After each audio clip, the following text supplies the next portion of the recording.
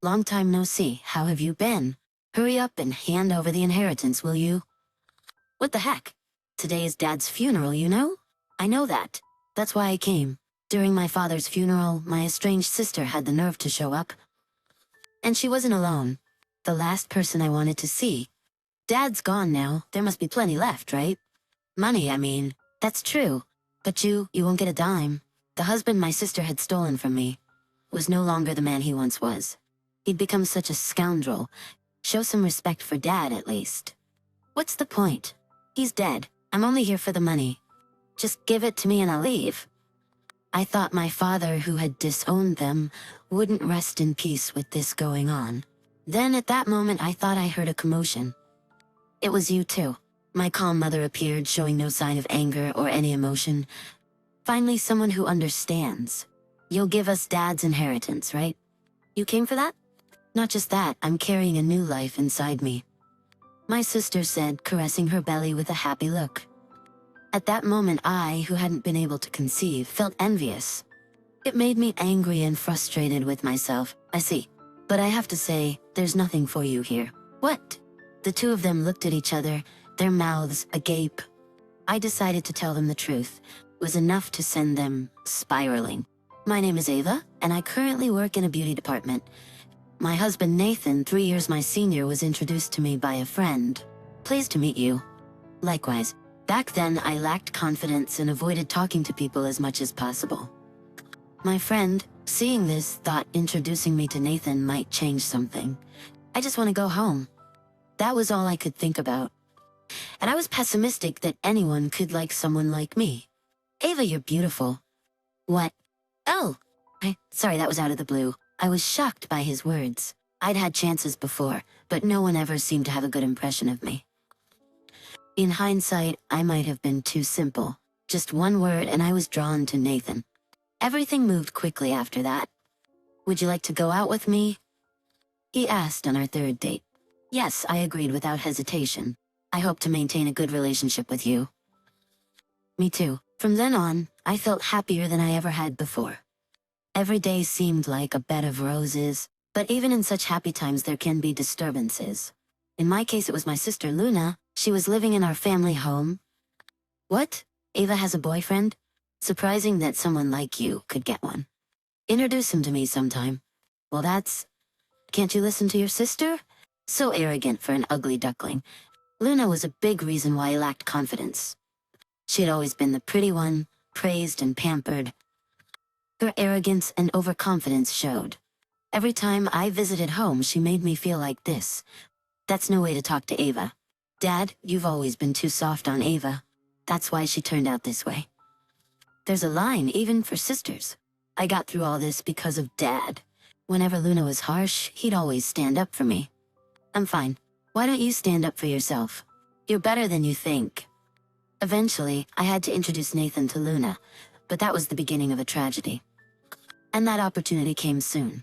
Nathan and I, considering marriage, went home for the New Year holidays. Is this the guy you're talking about? Pleased to meet you. I'm Nathan. Wow. You're too good for Ava. Thank you. Then Luna said something outrageous. Why not ditch Ava and go for me? There's still time. I usually didn't stand up to Luna, but this was too much. Hey, that's rude. What's the big deal? It's just a joke. Don't take it so seriously. Luna laughed and left. I'm sorry for what she said. No worries. It was a bit of a shock, though. We greeted our parents after that. Nathan, you want to marry Ava? Yes, of course. Ava lacks confidence because of Luna. I hope you can support her in that. Dad, don't say unnecessary things. It's important. Please take care of her. Dad begged Nathan. I never thought I'd see him do that. With our parents' blessing, we were close to getting married. I thought a new chapter in our lives was about to begin. Shall we go? Yeah. I was extra nervous that day. Just one piece of paper and we'd be married. We went to the city hall and submitted our marriage certificate. Now we're husband and wife. Well, we gotta start looking for a new house then. I'm thinking about the future. Definitely want a room for the kids. I was filled with happiness.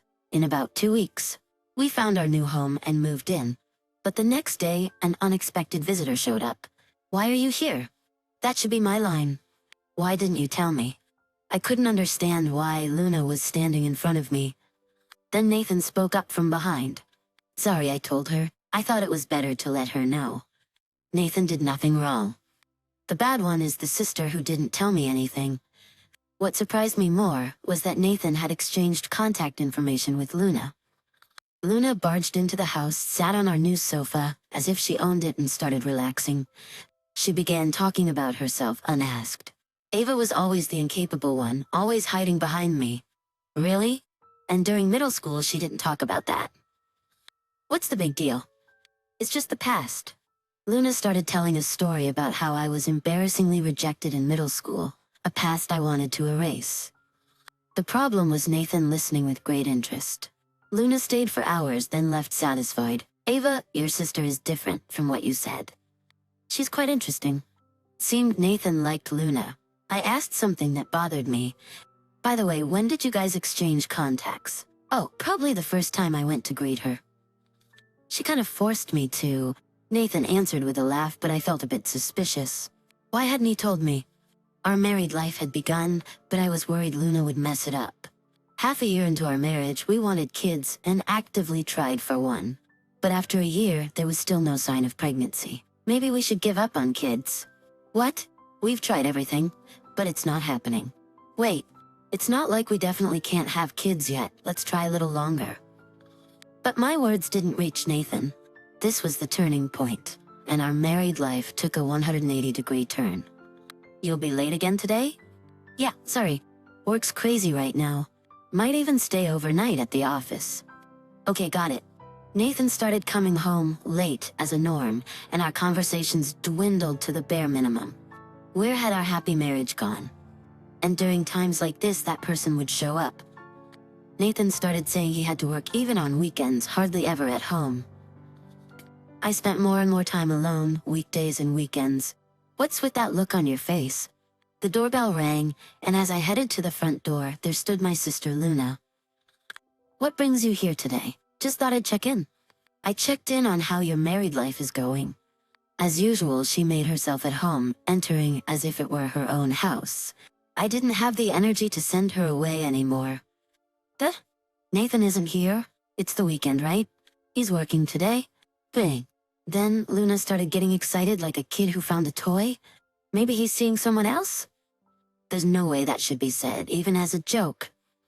I wanted to keep quiet and have her leave soon, but I couldn't stay silent after that. That's ridiculous. Don't say things like that without any basis. He must be regretting marrying someone like you. I clenched my fists. If it weren't my sister in front of me, I might have lashed out. She continued to belittle me. Oh, I almost forgot. I have a date with a really great guy. You wouldn't believe how amazing he is. Bye. With that, Luna left to meet her date. Alone, I was filled with frustration. Why couldn't my life go smoothly? Before I knew it, it had gotten dark outside. Nathan returned home, but I couldn't miss the different look on his face. Hey, I'm home. Welcome back. His smile seemed unusually happy. He hadn't shown me such a smile in recent times. Did something good happen? No, not really. As soon as I asked, the smile disappeared, and he reverted to his usual indifferent demeanor. I was sure he was hiding something and started to pay more attention to his actions. His attitude towards me didn't change, but he was frequently checking his phone, which was unusual. Then, while picking up his clothes, I noticed something. This smell. Neither Nathan nor I usually wore perfume, so this kind of smell was easy to notice. Moreover, there were signs he tried to cover it up with something like a deodorizer spray. If my guess was right, how long had this been going on? Did you meet someone today? I decided to probe a little. Yeah, I met some colleagues from work. Why? I thought I smelled perfume on you. I watched his every small reaction. Perfume? You must be imagining things. Don't ask such silly questions. Right? It just smelled like someone I know. Nathan twitched for a moment. If there was nothing to it, he wouldn't have reacted like that. There was a pause before he spoke next. What are you getting at? I'm tired, I'm in bed. He headed straight for the bedroom as if escaping. And that's where Nathan made a big mistake. Nathan's phone, which he had been carefully looking at until a moment ago, was left unattended on the table. On the table, I saw Luna's name on the screen and knew it was her. I quickly pulled out my phone from my pocket and took a photo of the screen, capturing evidence to confront him with. However, to have more concrete proof, I decided to play along for a while. One weekend, as I was about to send Nathan's suit for cleaning, I checked the pockets and found something. It was Luna's frequently used lipstick. I placed it on the table and waited for Nathan to come home. When he arrived, he was visibly shocked at seeing it. He must have immediately realized what it was. "Do you know what this is?" I asked. I don't know anything about it." "Whose could it be?" Nathan replied, clearly panicking. I didn't ask whose it was, but he had inadvertently exposed himself. "Can you explain?" I confronted him. "I might as well tell you, since there's no point in hiding it anymore." "You guessed right, I'm seeing Luna." "Seeing her?" I immediately understood what Nathan meant by seeing her. It was an affair, nothing less. "Then call her over right now," I demanded. Okay, Nathan replied, and I had him contact Luna and call her to our house. Upon seeing me, Luna had a smug smile on her face. Maybe she was the one who strategically placed her lipstick in Nathan's pocket. We sat opposite each other on the sofa, but the setup felt like I was the villain. "Sorry, Ava, but we're serious about each other. Could you gracefully step aside?" Luna's words made me feel more chilled than angry. Her expression was as if it was all my fault. I was determined. This marked the end of my marriage with Nathan. Eventually, Luna moved into the house Nathan and I lived in, so I returned to my parents' home. My sudden return surprised my father, but after I explained everything, he was furious and immediately called Luna to disown her. "This should settle it," he said. "We probably won't meet again, but I'm really sorry." "Why are you apologizing, Dad?" I asked. I neglected Luna, letting her turn out this way. "It's a parent's responsibility," he deeply apologized. I didn't want to see my father like this, and I harbored nothing but hatred for the two who made him do this. For a while, I received no contact from either Luna or Nathan. I got used to life back at my parents' home after about 2 months. "Ava, something's wrong with Dad?" I heard my mother's panicked voice and rushed to where my father was, finding him struggling to breathe. "Are you okay?" I asked. "Sort of. Where's the ambulance?" My father replied. "Mom's called it. Ava, there's something I need to ask of you." "What is it?" "Could you get me a pen and paper?" When I handed them to Dad, he began writing something. "If I die, call this number. Don't talk like that, it's bad luck. And take care of Mom." This turned out to be my last conversation with Dad. 15 minutes later, the ambulance arrived, but by then, Dad's heart and lungs had already stopped. By the time we reached the hospital, he had passed away. I don't remember much after that. Mom said I was like a soulless shell. Yeah, I've calmed down a bit. I never thought something like this would happen. "Did you know anything, Mom?" "No. He was always so stubborn about not worrying me." Mom spoke with such a kind face. That's what an ideal couple looks like. Then, without a moment's rest, we began preparing for Dad's funeral. "Didn't Dad tell you to call someone?" He did. I had completely forgotten in my grief. I went to my room and looked for the paper Dad gave me. I should call this number. I dialed the number written there. "Hello?" That's how I came to know what Dad had been thinking. After reporting to Mom and receiving something, we both cried tears of sorrow. The funeral day arrived quickly, and Mom and I were busy with visitors from the morning. In the afternoon, when things had settled down, 2 familiar faces appeared at the funeral home entrance, dressed inappropriately for a funeral. "What are you doing here?" I asked. "That's no way to greet someone. Luna, you were disowned by Dad." "That doesn't matter," she replied. "Just hand over the inheritance already." "What are you talking about?" I asked. "Today is Dad's funeral." "I know that," Luna said. "That's why I'm here." Luna, who was supposed to be disowned, brazenly showed up. And she wasn't alone. It was the last face I wanted to see. "Dad's gone now, there must be a lot left, right?" "Money, I mean, that's right," I said. "But you won't get a dime." I hadn't seen them since, but I never thought they could stoop so low. "How did you even know?" I asked. "I didn't contact you." "I have my sources," Luna said. They were kind enough to inform me, unlike some useless people like you. What's that supposed to mean? I asked. At this point, the fact that she was my sister didn't matter. I couldn't let this go unchallenged. Show some respect at Dad's funeral, I said. There's no point in doing that for someone who's dead. I'm just here for the money, Luna said. Just give it to me and I'll leave. I thought this was no way to behave at a funeral. There was no way for my father, who had disowned my sister and husband, to rest in peace at that moment.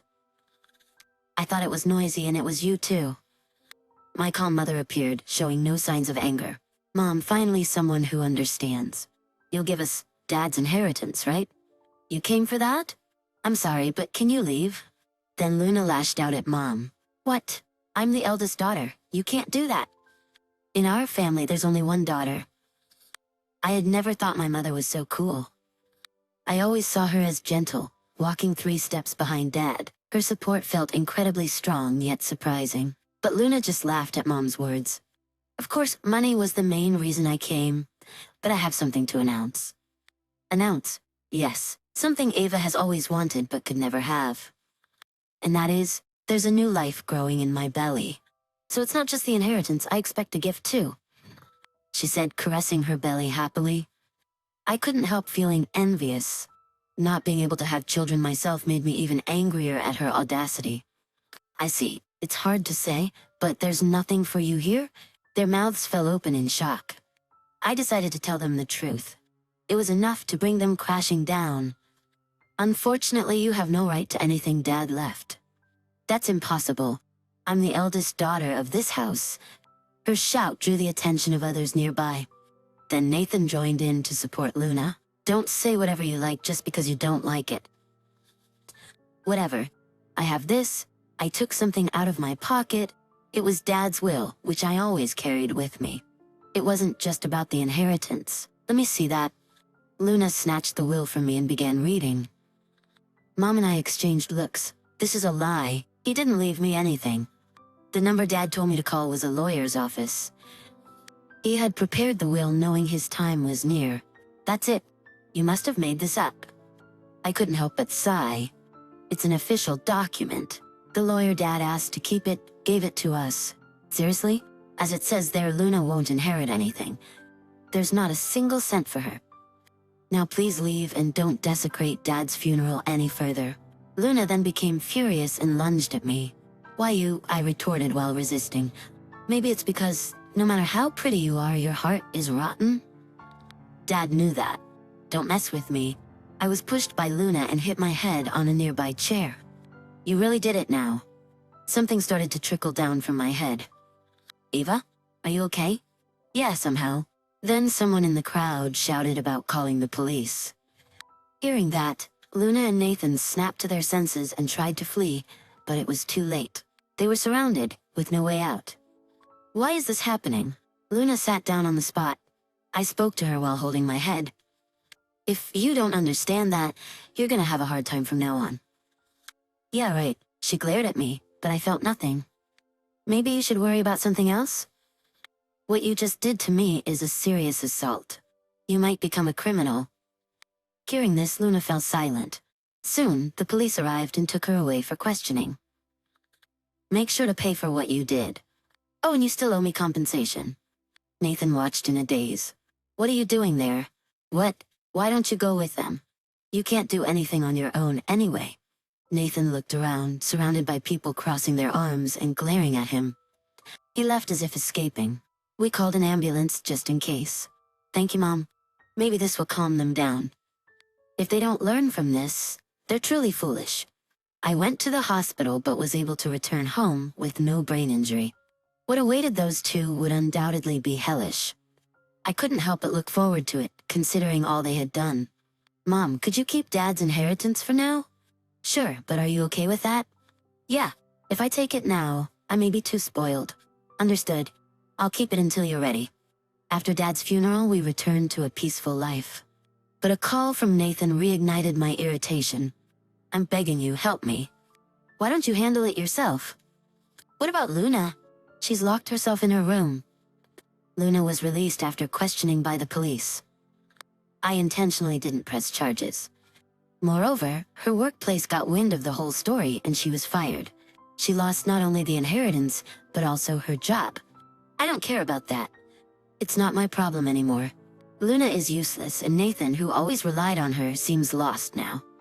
I'm worried about the baby in her belly, but in the worst case, Mom might take care of it. Please, Ava. We have a history, right? What? Don't joke with me. I swallowed my anger. Just give her a message for me, will you? Tell her. Serves you right. With that, I hung up. Afterward, I quit my previous job and started working in the beauty industry. It was also a way for me to gain confidence. And there I met a wonderful man and we're getting married next month. Today, I'm moving out of my parents' house. Well, I'm off. Yes, come back anytime. As I left the house, I remembered the words my father left me. They were written in his will. Ava, live your life the way you want. Your life is yours alone and no one can interfere with it. You truly are a daughter to be proud of. Holding those words close to my heart, I set out to live my new life.